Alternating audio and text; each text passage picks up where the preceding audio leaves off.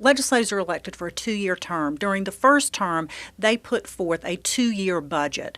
The short session, which begins in May, is designed to come back and make adjustments to that budget. Not huge changes. We generally don't see that. Some of it depends on revenue changes. There may be more revenue coming in than they anticipated, budgeted for. There may be less.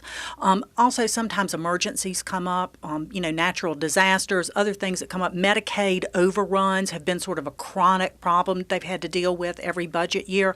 But I don't see a big divergence from the big budget policies they put into place. Some of the things that they did during the long session, there's no new debt in this 2-year budget. They also put more money aside for savings to start to replenish some of those savings accounts, the rainy day funds that over years of poor management, in my view, they had let run down to almost zero. So I don't think those basic budgetary fiscal principles are going to be changed at all.